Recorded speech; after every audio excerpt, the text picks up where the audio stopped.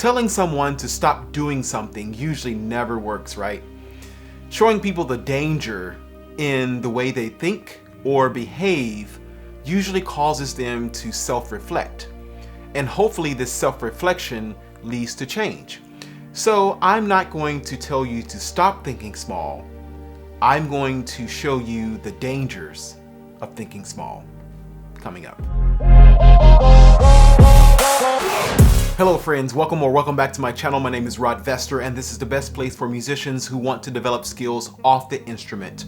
So today we're talking about how to stop thinking small. So as I said in the intro, I'm not going to just tell you to stop thinking small because I don't think that's going to be helpful, but I'm going to show you the dangers of thinking small. And so hopefully you will self-reflect on this and then make the changes to start thinking not small. All right, so let's get started. So I'm sure you've heard this before. That's the right way to do it. Now, of course, there is a right way to do things, right? There are the best practices for how to do things. But something that we probably don't think about is that when someone tells us that this is the right way to do something, oftentimes we stop thinking, right? We stop thinking about the possibilities that there may be other ways to do something. There may be other opportunities.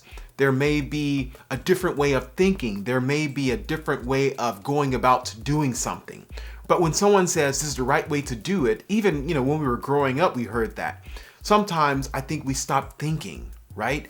And we just say, well, that's the right way to do it, and that's it. But the right way for someone may not be the right way for me. The right way for you may not be the right way for me. The right way for me may not be the right way for you, right? So I'm not saying you just throw this all away and there's no right way to do anything. That's not what I'm saying. What I'm saying is that I want you to continue thinking about other right ways to do something, right? Because what is the right way now, what are best practices now, does not mean that they can't be expanded upon, right? That does not mean that you may find another right way to do something, right? But if you stop thinking about the opportunities, if you stop thinking about other ways, then you'll never think about another way to do something. Does that make sense? Hopefully so. So the right way and another right way, okay? Number two, I want us to think about how can we scale, okay? So how can we take what we already have and improve upon that and to build upon that, to make that bigger. Scaling means that you expand something, right? So many times when we think about thinking big, we think about something new. We don't think about how can we think big with what we already have, right? So here's an example. A musician recently asked me, how can he improve his, chord vocabulary on the piano, right? And so, he was going out kind of listening to other music and all of that, which is really great. But then I said, yes, go out and do that, but also take what you already know and expand upon that, right? So if you, play a simple chord, how can you use different voicings for that chord? How can you use different bass notes for that chord? How can you take away notes from the chord to change the texture? How can you add notes to the chord to thicken the texture? So taking what you already have and begin to scale upon that. So, so thinking big does not always mean that you have to think about something new. Sometimes it is thinking about something new, but sometimes it's just taking your small thinking and just, improving upon it, right? So number two, think about scaling. So number three is about addressing your fears, okay? So if you have any type of fear, it's going to cause you to be stagnant in some type of way, whatever that fear, whatever is surrounding that fear, okay? So you have to think about, okay, how do I address my fears? And I think about this in three parts. Let me share those parts with you now. Number one, you want to pay attention to your fears. Ignoring them, avoiding them, suppressing them, or even self-medicating would not cause them to go away. You have to pay attention and check in with your feelings, your thinking, and your behaviors that are associated with your fears. So become aware. So the more you understand a fear or fears that you have, the better you're able to tackle that fear and overcome that fear. Another part of addressing your fears is to balance the negative with the positive. So while you may be fearful in some ways, in some areas of your life, in other areas, you are probably brave, right? I'm sure you're brave, right? So you want to balance that, right? So you want to balance that. Okay, yes, I'm fearful of this, but you know what? I'm brave in other, well, yes, I'm brave in other aspects, right? So you have to balance that. So you don't want to get trapped in your fears and just think negative all the time. And the third part about addressing your fears is to get help.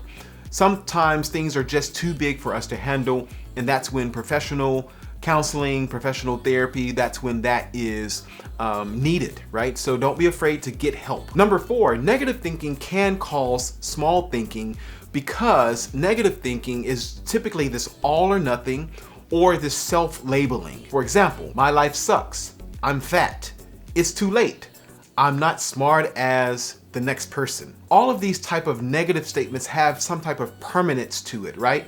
I'm fat, I'm not as smart, my life sucks. It sounds permanent, not temporary, right?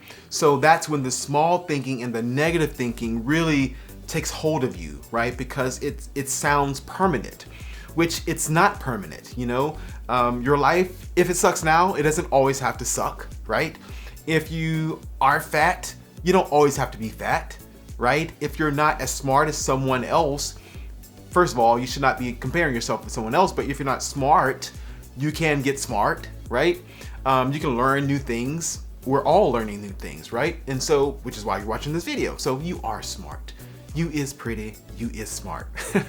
But the negative thinking is super hindering to you. And the negative thinking and small thinking can really combine itself to be really stifling, right? And so, you know, you want to move away from the negative thinking and think more positive, okay? And number 5, and most importantly, you have to be willing, right?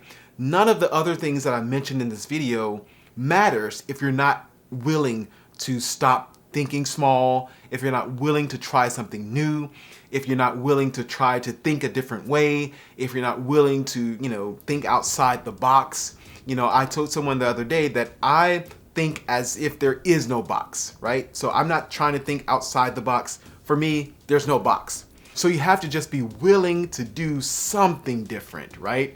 It doesn't have to be this ginormous thing that you do different, but maybe it's just one little small change that you're willing to make, but you have to be willing. Now, this is really important.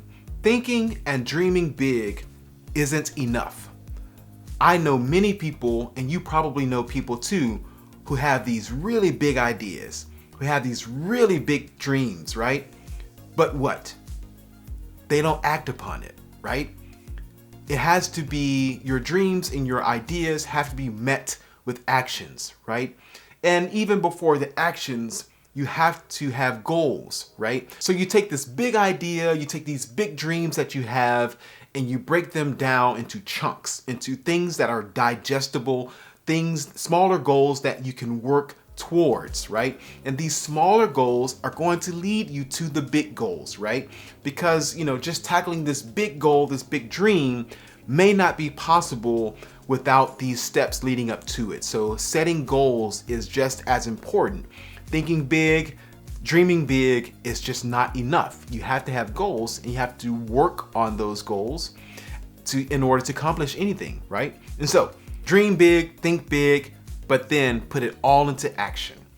Thank you so much for watching. I hope you enjoyed this video. Hit the like button if you did. Don't forget to subscribe, you know, all the things that you're supposed to do for YouTubers. I appreciate your support. I'll see you next week. Thank you.